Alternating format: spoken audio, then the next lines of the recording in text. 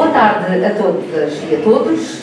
A Câmara Municipal do Montijo, para assinalar o Dia Internacional das Mulheres, que se comemora amanhã, dia 8 de março, vai proceder à entrega de medalhas de distinção de mérito, homenageando desta forma as mulheres que se destacaram no desempenho de cargos nas áreas da segurança e defesa no Concelho do Montijo, reconhecendo assim o seu trabalho, onde o domínio é tradicionalmente masculino. Muito bem, queria cumprimentar todas as excelências que aqui estão e todos os vereadores e os presidentes de junta que estão aqui connosco e que, no fundo, nos juntamos aqui hoje para celebrar o Dia Internacional da Mulher, mas ao mesmo tempo também, como é óbvio, reforçando o papel que tem tido, felizmente, eu ponho a palavra felizmente, o poder local democrático no reconhecimento das diferentes situações que temos nas comunidades e, em particular, naqueles que tiveram que, com luta, muitas vezes com perda de vidas, lutar pela sua posição na sociedade. Por isso é com orgulho, como é evidente, que nós recebemos todos vós aqui, em particular também a doutora Ferro Gouveia, que está aqui connosco e que, evidentemente, vai-nos também dar uma palestra sobre estas matérias das mulheres na segurança e nestes trabalhos que, às vezes, são vistos pela comunidade apenas como masculinos, mas não são já, como todos nós sabemos. Queria também cumprimentar todas as homenageadas, como é evidente que nós já iremos fazer a sua homenagem, e também todas as senhoras e senhores que estão aqui connosco nesta cerimónia, que não é meramente uma cerimónia de recordar o dia, é uma cerimónia carregada de simbolismo e de importância para todos nós. Por isso é com enorme alegria e com plena satisfação que prestamos homenagem às mulheres do Montijo que servem a cidade na linha da frente da segurança.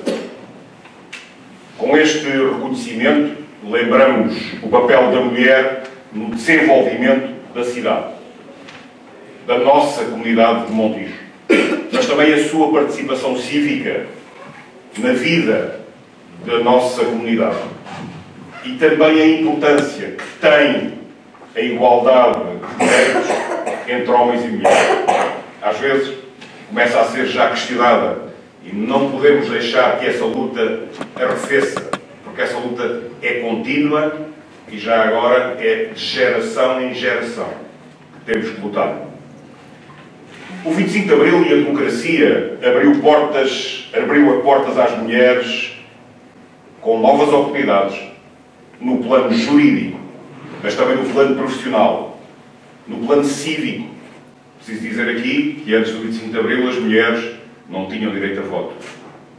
Mas também no plano educativo e também no plano cultural.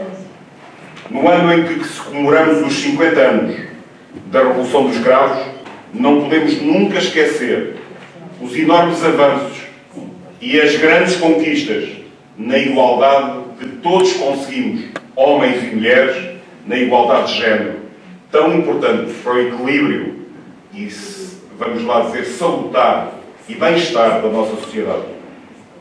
Mas não podemos ignorar que atualmente persistem situações de desigualdade entre homens e mulheres, e cito aqui algumas para ficarmos conscientes disso: no acesso ao emprego, no ordenado que se ganha ao fim do mês, na violência doméstica, nas tarefas, já agora dentro de casa, que muitas vezes são mais das mulheres que dos homens. Não podemos, por isso, também ignorar ainda outros problemas que a sociedade atual discute e que são importantes estarem à flor da pele, que são o ódio contra a igualdade de género. E sim, há discursos de ódio já contra a igualdade de género, que pretendem caricaturar a igualdade de género, como sempre, aliás, os opositores o fizeram, e pretendem até um retrocesso, e aqui coloco, um retrocesso nos direitos humanos. Porque, na verdade, igualdade de género, igualdade entre homens e mulheres, entre homens, mulheres e crianças, é uma questão de direitos humanos. É uma questão fundamental de direitos humanos. São obstáculos velhos e novos que temos hoje pela frente. Há igualdade de direitos que só podem ser removidos, do nosso ponto de vista, com mais liberdade para as pessoas, com mais liberdade de pensamento crítico, com mais capacidade de nós perguntarmos porquê é que é assim. Aliás, a sociedade não pode deixar nunca de fazer perguntas. Mas também com mais informação. Mais informação, informação a todos e a todas. Mas também com mais educação. Porque é preciso continuarmos este caminho de educação. E também com mais intervenção política das mulheres na nossa sociedade contemporânea. Nos nossos dias, e hoje aqui no Montijo, o Dia Internacional da Mulher não é um mero ritual de passagem. É sim um momento de reflexão, de pensamento sobre o que se conseguiu na igualdade de direitos, na igualdade de direitos humanos, e uma reflexão entre os avanços dessa igualdade e também as ameaças que temos, e as insatisfações que também existem entre nós relativamente a estes temas. Mas sobre isso, como dizia há pouco, a doutora Helena Ferro Gouveia irá melhor também explicitar numa conferência que vamos ver e vamos ouvir com atenção a seguir, relativamente ao papel das mulheres na segurança, como é evidente que é hoje o nosso tema, mas sobretudo como é que isso também ajuda, do nosso ponto de vista, esta afirmação de direitos de igualdade. Porque é fundamental continuarmos a lutar por esses direitos. Homenageadas, senhoras e senhores, o que somos hoje, como terra, como cidade, como comunidade, depende, em larga medida, do contributo que deram muitas mulheres, às vezes com a sua vida, para ultrapassar momentos difíceis da nossa história e, sobretudo, para garantir sempre o futuro de todos nós. O Montijo não esquece, por isso, nem pode esquecer a coragem e também o sacrifício destas suas militares, destas suas polícias, destas suas guardas, que por isso lhes tem de prestar, como é evidente, a devida homenagem e a justa homenagem por ocasião do Dia Internacional da Mulher. Com este reconhecimento, que é público aqui entre todos nós, pretendemos justamente homenagear as mulheres montigenses, que na linha da frente serviram e servem a nossa cidade, serviram e servem Montijo.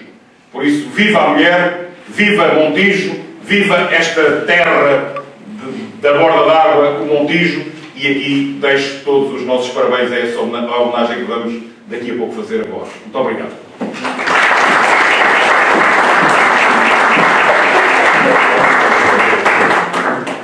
Vamos então dar início à palestra As Mulheres na Guerra, pela doutora Helena Ferro Gouveia, jornalista e analista de assuntos internacionais, autora do livro Mulheres na Guerra.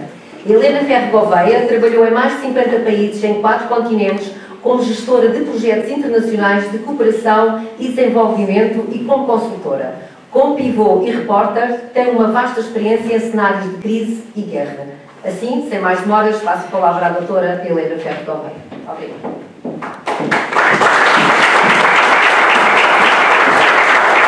Boa tarde a todas e a todos. Muito obrigada ao Sr. Presidente da Câmara por este honroso convite. Muito obrigado. Senhores vereadores, senhores autárquicas, senhoras homenageadas, minhas senhoras e meus senhores, é um prazer estar aqui e a fazer uma das coisas que eu mais gosto de fazer, que é falar sobre mulheres e falar sobre mulheres na área da segurança e da defesa. Eu, entre as muitas coisas que faço, costumo também dar aulas e a primeira coisa que eu costumo dizer às minhas alunas, e aos meus alunos, mas sobretudo às minhas alunas de mestrado, se vocês não se sentarem à mesa, fazem parte da emenda. E é basicamente isto que eu digo a mulheres, que ainda há desigualdades, que o Sr. Presidente afirmou, apesar do grande caminho que já foi feito, mas nós sabemos, e só para citar um exemplo, que não é da segurança e da defesa, mas que é das autarquias, nós em Portugal só temos 10% de mulheres autárquicas, de mulheres presidentes de câmaras. Portanto, temos um longo caminho também aí a percorrer, mas temos tido conquistas. E também devemos muito a vocês, mulheres na segurança, mulheres na defesa, porque eu recordo que nos anos 90, recordo que quando se abriram as Forças Armadas às mulheres, que era tudo muito novo, mas já lá vamos. Queria começar por vos questionar, perguntar uma coisa. Vocês têm ideia ou sabem quem foi a única pessoa, o único jornalista a estar no desembarque da Normandia? Foi uma mulher, Martha Gellhorn. uma das maiores repórteres de guerra de sempre, ficou na história para alguns como a mulher de Ernest Hemingway. Se alguém merecia ganhar o Nobel, era ela. Porque além de ser uma repórter de guerra extraordinária, teve em todas as guerras do século XX, era uma escritora extraordinária. Há muito pouca gente a saber isto, porque as mulheres continuam ainda sob um manto de invisibilidade. Eu, ano passado, publiquei um livro Mulheres na Guerra. E porquê que fiz isto? Porque, primeiro porque o meu editor me desafiou, mas depois tinha começado a guerra na Ucrânia em 2022. E, de repente, os homens todos à minha volta acordaram para o facto de tantas mulheres na linha da frente. As Forças Armadas Ucranianas têm cerca de 60 mil mulheres. Portanto, se nós compararmos com as portuguesas, que não chegam para encher metade do estádio de Alvalade, temos uma noção das dimensões. Mulheres estas que ocupam todas as posições militares, incluindo o combate. E isto é muito recente. Se nós pensarmos em países como os Estados Unidos, que só em 2013 é que abriram todas as posições militares, incluindo de combate, a mulheres, e deram conta que nas guerras do Iraque e do Afeganistão, as mulheres, e algumas delas foram apanhadas em emboscada e reagiram como militares, ou seja, não reagiram como mulheres, combateram, dispararam, fizeram aquilo que qualquer homem faria. De repente apercebeu-se, espera lá, mas elas não estão capazes de combater como nós. O Reino Unido fez em 2016, em Portugal. Ainda há um caminho a fazer, mas eu vou começar. Quando em 2014 eu, Guiana Esmeralda, quis combater no Donbass, em 2014, nenhum comandante a aceitou. Vou falar da Ucrânia. Ela, na altura, tinha 22 anos e tinha uma filha de 1 ano. Mas quando a guerra começou a aquecer, as coisas começaram a mudar. E ela recorda que sentiu raiva quando disseram o lugar da mulher não é no campo de batalha, mas na cozinha. 2014. Além do confronto contra o inimigo, teve de debater-se contra a discriminação. Esta é apenas uma das histórias que conto no meu livro, Mulheres na Guerra, mas é uma história muito presente, portanto, nas mulheres, realmente em cenários de guerra, em cenários de batalha.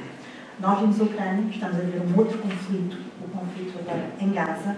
Nós vemos as Forças Armadas, as IDF israelitas, onde as mulheres têm exatamente os mesmos deveres que os homens, e é a primeira guerra que é combatida também com uma presença fortíssima de mulheres.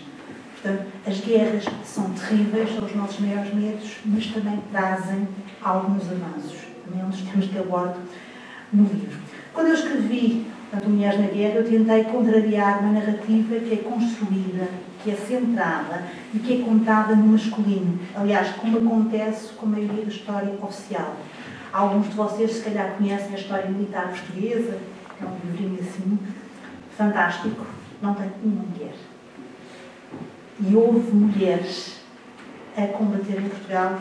Uma das histórias que eu conto aqui é a Mata-Mouros, Antónia, que foi a única cavaleira medalhada pelo exército português, mas durante muito tempo foi desconhecida, foi descoberta já no século XX, quando a autarquia de Aveiro resolveu dar o nome dela a uma rua. Fiz também aqui uma reflexão, portanto, sobre a guerra e sobre o impacto que a guerra tem nas nossas vidas. Quando nós olhamos à nossa volta, nós temos muita coisa que nos foi trazida pela guerra. Os nomes das ruas. Pensem nisso, a quantidade de nomes. Rua da Artilharia 1, Braço de Prata, Rua Tenente Coronel qualquer coisa, Rua Comandante qualquer coisa. Na topografia das cidades, na nossa linguagem, dar o peito às balas, no fazer blackout.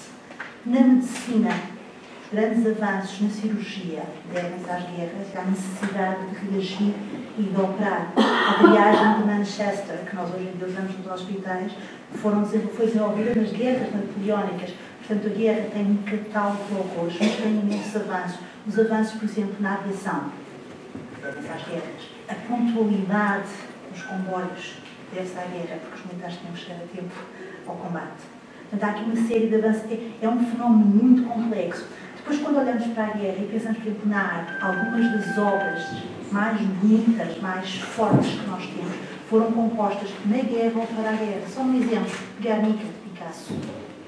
Portanto, é um fenómeno muito complexo. Eu preciso aqui pensar um bocadinho no impacto na guerra e depois olhar para ele os papéis que as mulheres têm. E, normalmente nós descobrimos aqui 4 papéis, uns são muito fáceis.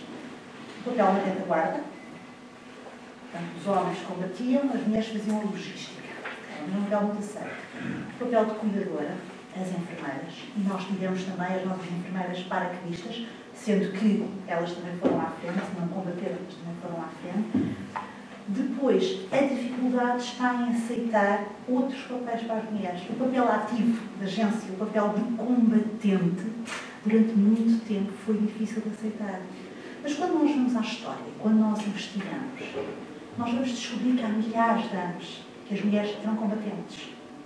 Uma das primeiras mulheres que eu falo aqui é uma marechal chinesa de há milénios antes de Cristo, que conduzia um exército de 15 mil homens. Portanto, elas existiam.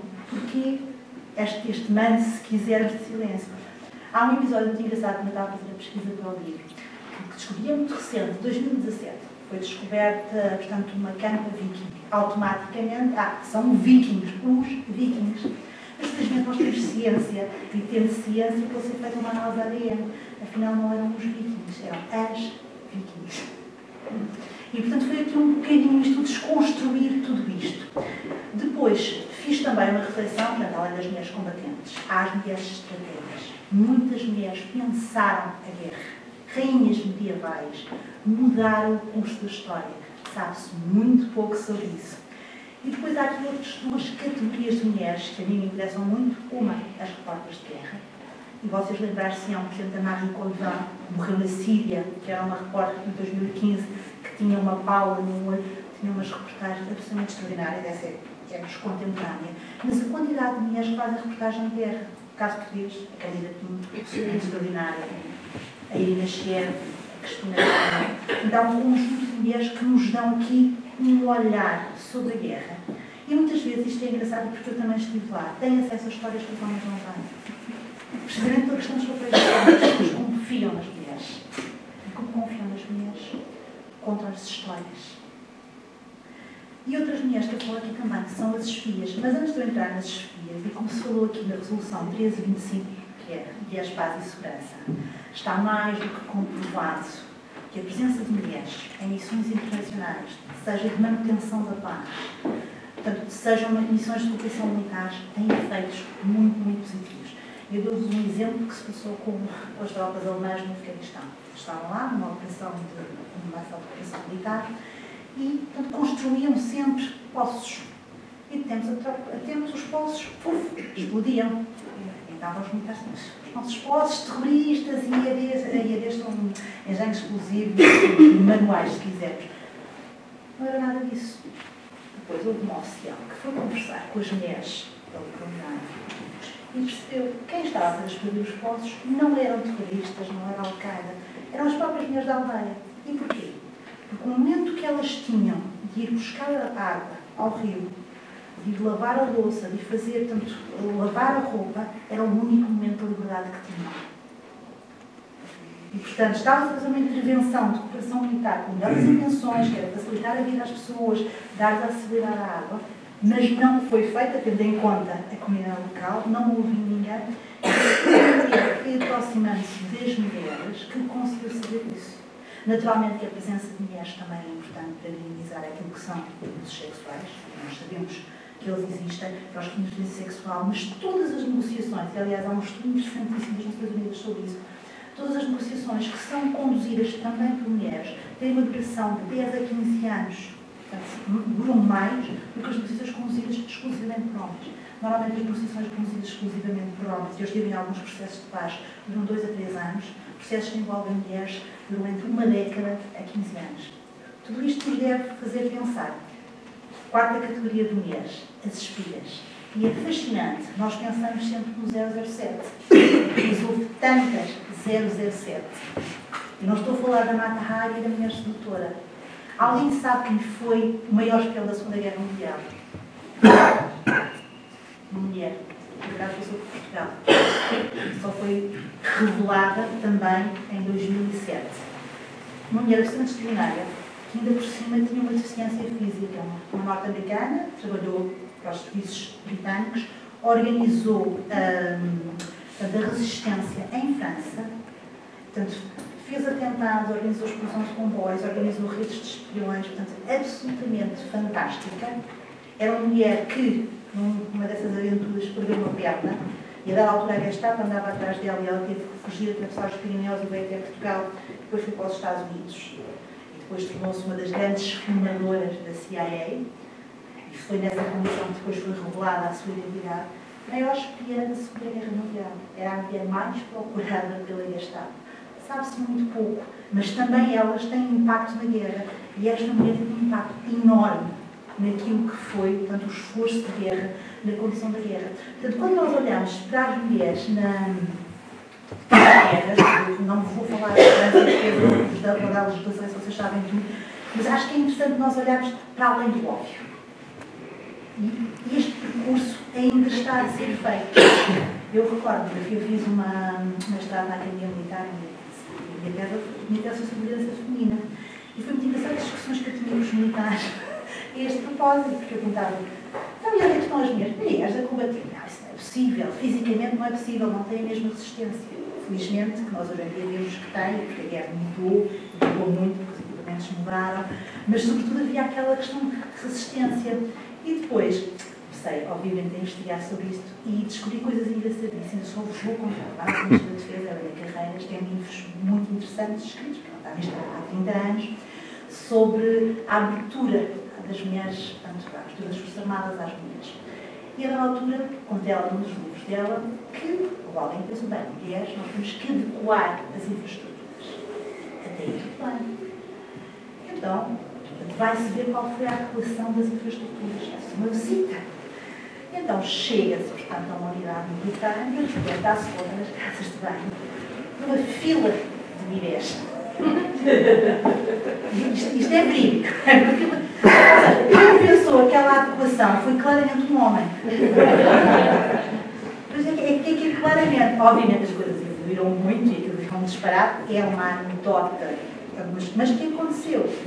E, portanto, nós também percebemos, quando nós olhamos, portanto, nos anos 90, para agora houve uma evolução, nós temos as nossas primeiras oficiais generais, duas, são muito pouquinhas, tivemos em 2019 a nossa primeira primeira-ministra, estamos a fazer um percurso, mas é importante olhar para o todo, e é importante olhar para o contributo das mulheres, e, sobretudo, tirar este manto de invisibilidade, contar estas histórias, porque houve muitas e com um impacto grande nas nossas vidas, e tal como acontece na ciência, tal como acontece na arte, tal como acontece na literatura, que agora começam a ser conhecidos trabalhos de mulheres que eram atribuídos a homens, também é importante nós olharmos para isso e desconstruirmos aquele que é um dos últimos redutos da masculinidade. E eu, ao dizer isto, não é nada contra os homens, mas a história, portanto, é mais profunda, é mais complexa, tem mais nuances do que falar nisso. Eu, entretanto, já inverti a toda a mais engraçada assim. Deixem-me só ver o que eu gostaria de dizer mais. Isto é muito engraçado quando nós pensamos nisto. Porque, por exemplo, uma das maiores fotógrafas de guerra, uma lista, a Georgia Dickett-Chapelle, esteve, portanto, com as tropas norte-americanas no Vietnã, e da altura alguém diz assim, what's a woman doing here? O que é que está aqui uma mulher a fazer? E ela estava a fazer o que o homem estaria a fazer, estava a fazer o seu trabalho. Ponto. Em 2003, as tropas norte-americanas no Iraque foram comandadas por uma mulher, por uma general norte-americana, que depois teve, portanto, uma série de posições na NATO.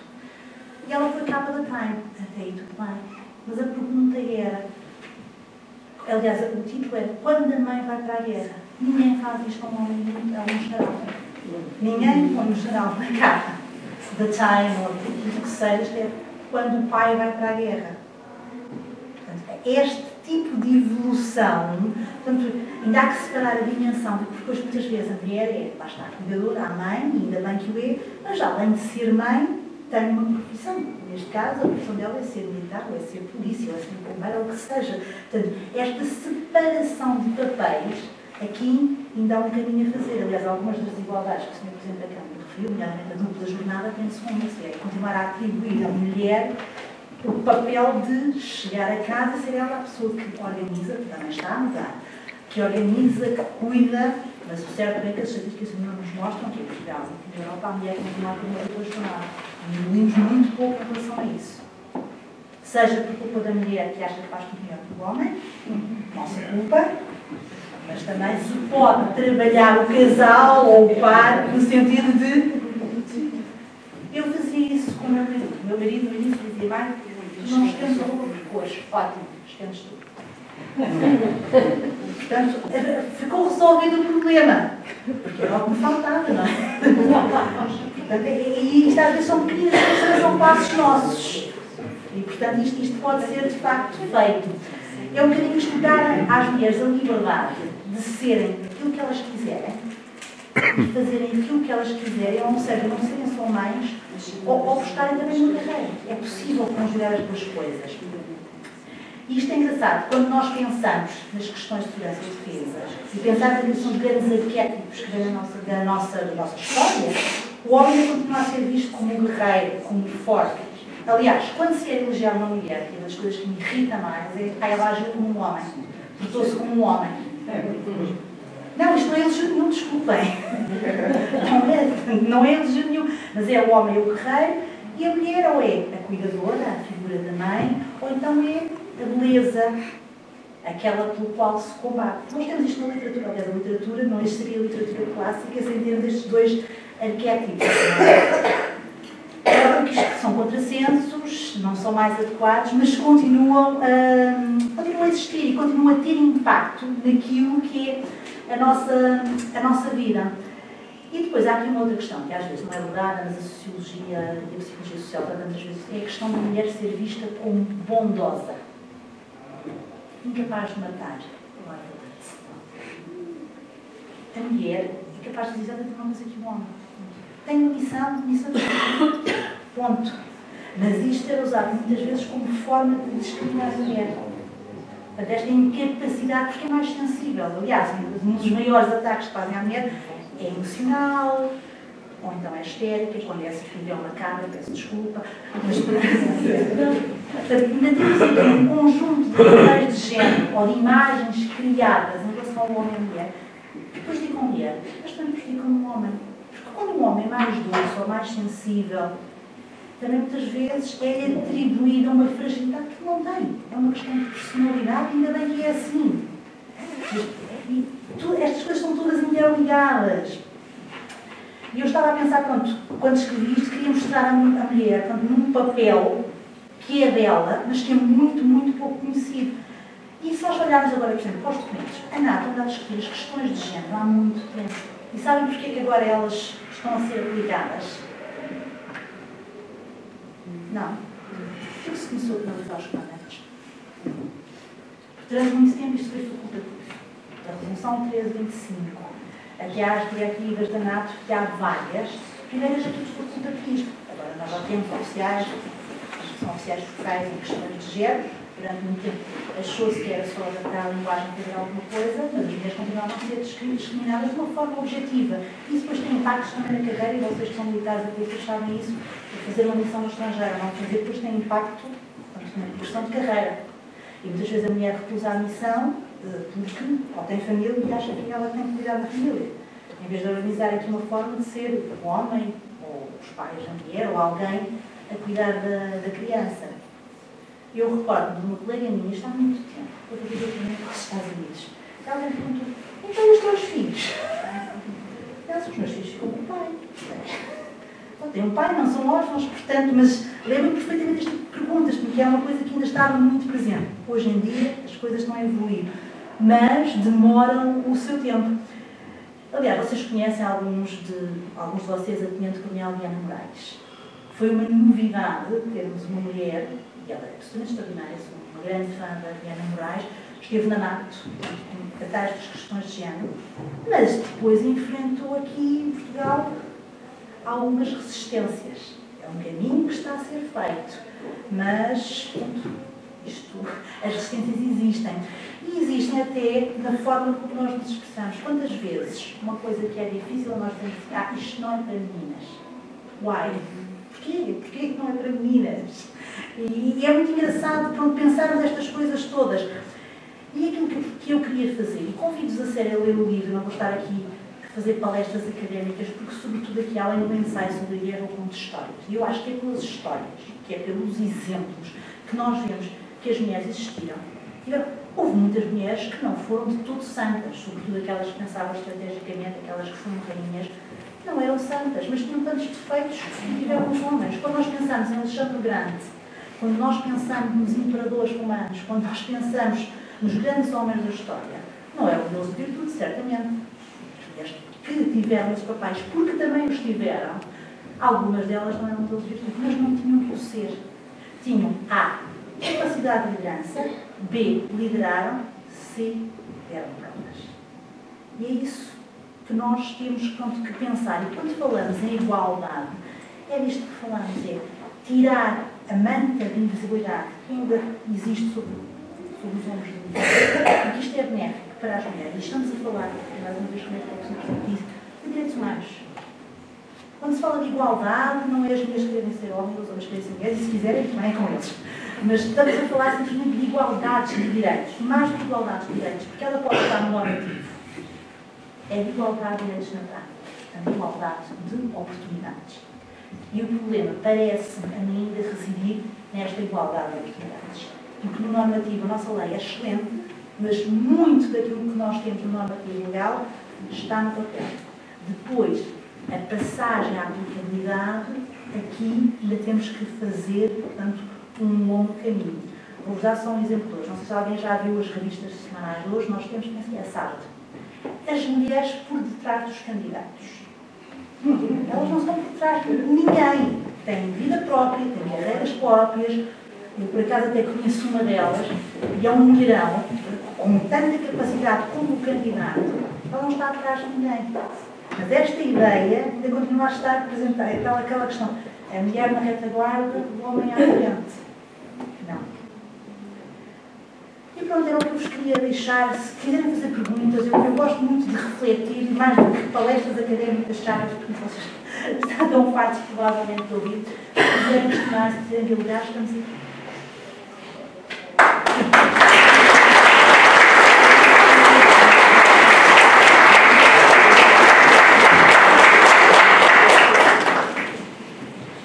Alguém tem alguma questão?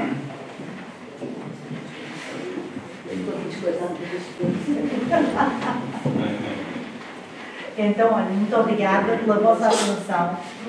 Se eu leio o livro, acho que de facto não é por ser um filho meu, mas acho que está bastante interessante, dado as coisas com profundidade. Eu fico muitos anos de trabalho, depois também uma linguagem clara, uma linguagem acessível, e que não fosse uma monografia chatérrima e académica para chegar a mais pessoas, para fazermos este trabalho, que é um trabalho conjunto e que cabe a todos, que é o da luta pela igualdade.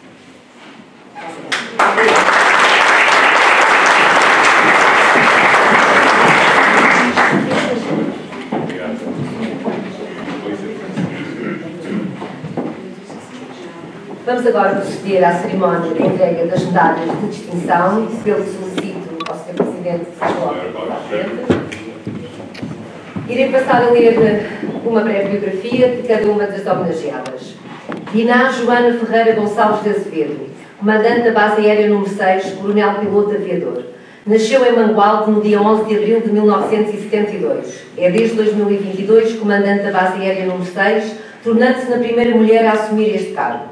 Ingressou no curso de Ciências Militares e Aeronáutica da Academia da Força Aérea em 1990, na especialidade de piloto aviador, tendo sido brevetada na aeronave Epsilon TB-30 na Base Aérea número 11, em Beja, em julho de 1995. Possui cerca de 4.400 horas de voo, para as quais se qualificou como piloto aviador, piloto comandante, piloto instrutor e piloto aviador. Esteve também ao serviço da NATO entre 2002 e 2005, na Alemanha. Foi assessora militar da Força Aérea junto do Presidente da República entre 2016 e 2022. Na sua folha de serviço constam vários louvores e condecorações. Por motivos imprevistos, a comandante não pode estar presente e recebe a medalha em seu nome, a Major Rita Santos.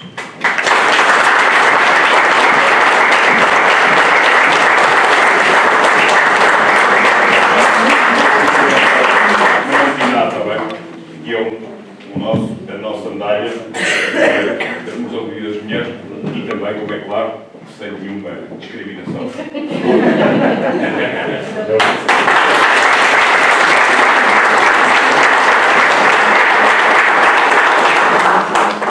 Ana Paula Felicíssimo Ramos Rolim, diretora do Estabelecimento Profissional do Montijo. Nasceu na aldeia de Bezelga, concelho de Penedono. Tem 58 anos. Em 1 de julho do ano em curso, fará 25 anos nas funções de diretora do Estabelecimento Prisional do Montijo. Licenciada desde 1990 em Serviço Social e pós-graduada em Reinserção Social desde 1998. Reside em Évora. De 1990 a 1999, exerceu funções como técnica superior de reinserção social e de reeducação, sempre ligada a estabelecimentos prisionais. Em 1999, com 34 anos, foi nomeada pela primeira vez diretora de estabelecimento prisional. Dirigiu os seguintes estabelecimentos prisionais desde essa data: Odmira, Viana do Castelo, Monção, Guimarães, Pinheiro da Cruz, Setúbal, Tires e atualmente Montijo. De 1990 a 1999, exerceu funções como técnica superior de reinserção social e de reeducação, sempre ligada aos estabelecimentos prisionais. Peço a presença da senhora diretora do estabelecimento.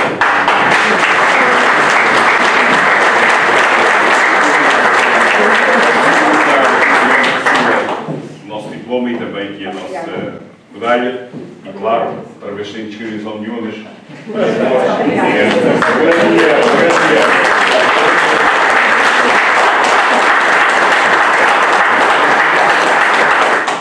Rita Santos, 1977. É licenciada em Ciências da Comunicação e Engenharia Mecânica. Tem o bacharelado em Tecnologias Militares e Aeronáuticas e uma pós-graduação em Ciências Militares e Aeronáuticas. Ingressou na Força Aérea em 11 de setembro de 2000, inicialmente na especialidade de Recursos Humanos e Logística, onde desempenhou funções nas relações públicas das Forças Armadas. Posteriormente, enquanto técnica de manutenção de material aéreo, foi oficial de manutenção nos sistemas de armas F-16 e Falcon 50. Atualmente, desempenha funções no Gabinete da Qualidade e Ambiente na Base Aérea número 6. Já recebeu 2 louvores coletivos, 5 louvores individuais, medalha de comportamento exemplar, medalha de mérito militar e medalha de mérito aeronáutico.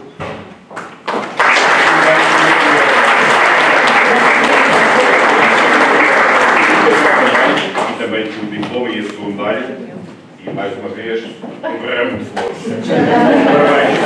Parabéns.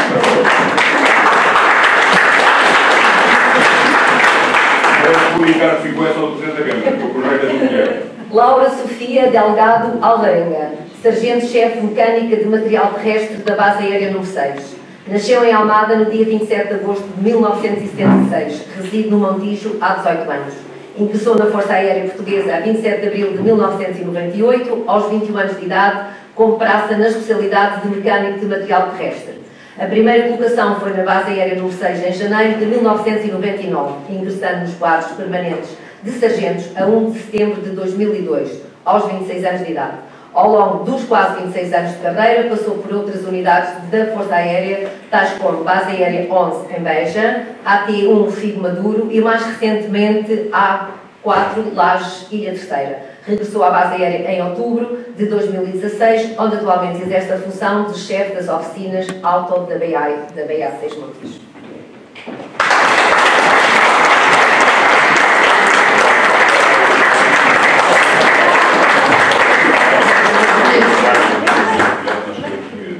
Simbolicamente consigo e também flores para si.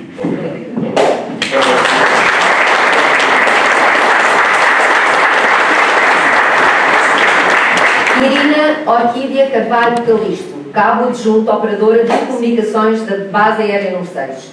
Nasceu no dia 25 de agosto de 1999 no Centro Hospitalar Barreiro Montijo. Este ano conclui a licenciatura em Direito. Ingressou na Força Aérea Portuguesa no dia 12 de novembro de 2018, no Centro de Formação Militar e Técnica da Força Aérea, onde fez a recruta e o curso de Operador de Comunicações. Foi colocada na Base Aérea número 11 em Beja, de 23 de outubro de 2019 a 28 de agosto de 2022. Em 29 de agosto de 2022 foi colocada na Base Aérea número 6 Montijo, onde se encontra atualmente a exercer funções. Muito bem.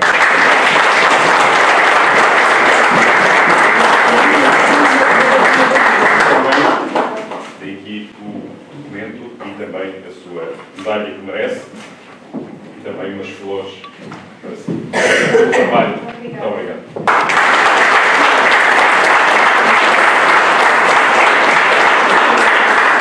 Paula Belo, guarda principal da PSP Montijo, secção Prevenção Criminal e Policiamento Comunitário. Nasceu no Barreiro há 43 anos. É militar na GNR desde 2006, tendo passado por postos territoriais como patrulheira. Em 2012 ingressou na secção Prevenção Criminal e Policiamento Comunitário no programa Escola Segura.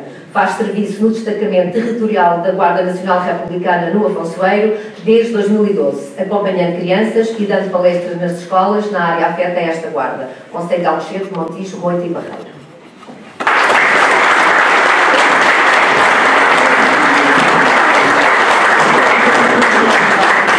Simbolicamente, também o seu diploma, a medalha para a posteridade e também umas flores. Muito obrigado também mais uma vez pelo seu serviço.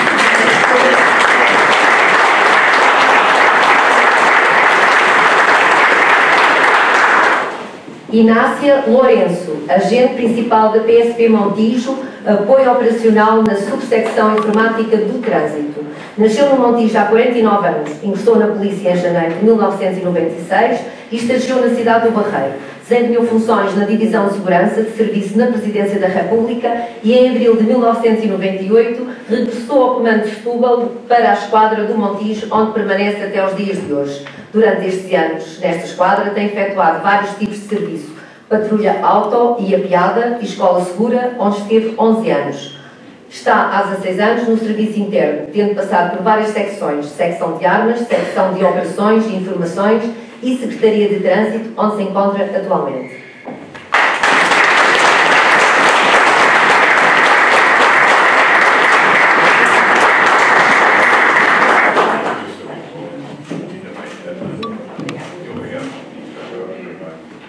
Sem discriminação, isto é só comigo, é só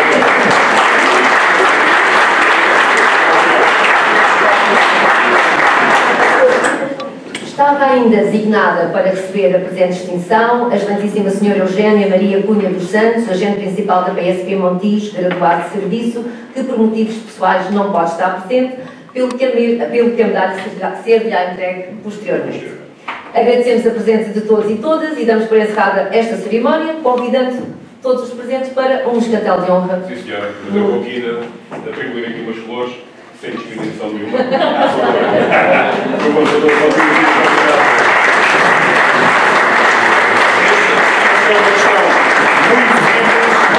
tem a ver com a discriminação, tem a ver com uma coisa muito importante. No Montijo, a produção da floricultura nacional é das mais importantes do país. Portanto, 70% das flores são produzidas aqui neste território. Isto é, quando nós vamos a qualquer florista, quando a doutora vai a qualquer florista em Portugal, 70% das flores que lá estão são daqui. Por isso, simbolicamente, o símbolo da cidade para a doutora. Muito obrigado pela sua presença.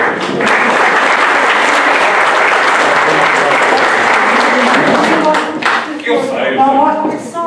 E os homens também gostam de oferecer flores. Já agora também nos presentes. Muito obrigado a todos.